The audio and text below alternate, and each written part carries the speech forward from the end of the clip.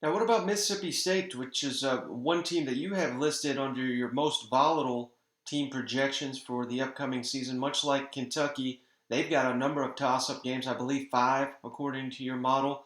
They're a team that, if everything goes right for them, I could see them, climbing the SEC West, and if there's things go bad, I could see them finishing dead last. So, how tough was it for the model to predict what's going to happen for Mississippi State this year? Oh, it was extremely tough. Mike Leach, his first year was last year during under some strange circumstances there at Mississippi State. So the offense is always going to be good under Mike Leach or serviceable. It may not be the type of ball that the SEC is used to seeing, but it's been effective no matter where he's been.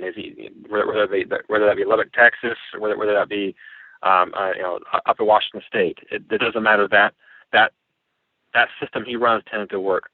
But really is the relative unknown is Zach Arnett. He's only got 1 year of play calling under his belt.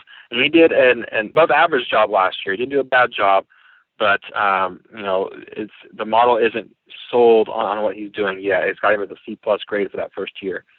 So taking those things into account and taking into account kind of what they have returning as far as offensive production, that's kind of why the toss-up games are where they are.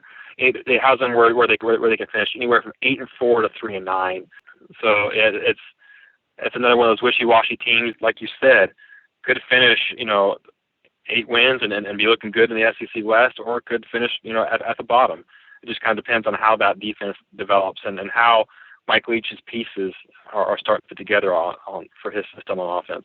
Now, staying in the state of Mississippi, what about Ole Miss? I mean, we got to, your model, I don't know how much it considers the fact that Matt Corral may be the SEC's best quarterback, but your model seems to love the Lane Kiffin being the playing caller, and the pace pairing is the best in the SEC, yet Ole Miss down the bottom of the list here in the SEC West. Can you give us your thoughts on the Rebels, on where your model projects them? Yeah, they're more of a victim of scheduling. They have to go to Alabama, they have to go to Auburn, they have to go in a game that is never easy in the Egg Bowl. They have to go to Mississippi State, and those games are going to be the games that they need to win to make this type of season those in Oxford want to be. I mean, they got to beat Auburn at Auburn. They got to beat Mississippi at Mississippi State at Mississippi State in order to get to a point where I think people there would be okay with what's going on there. You're right, Lane Kiffin. It does like his play calling ability. Matt Corral, he's going to be fun to watch there this year in Lane Kiffin's offense.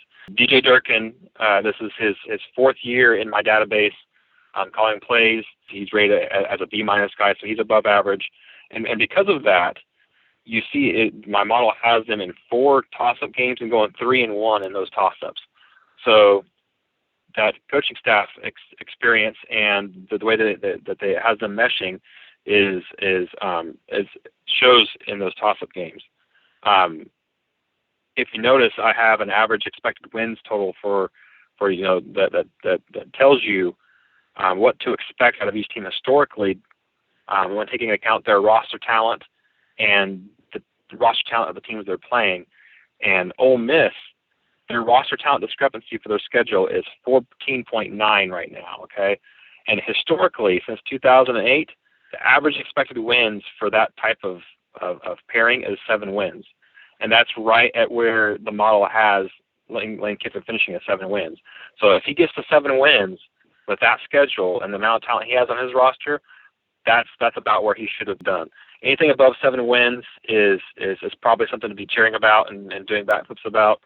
Anything below 7, you just kind of start to look sideways at it. But it just kind of depends on what those games look like as well.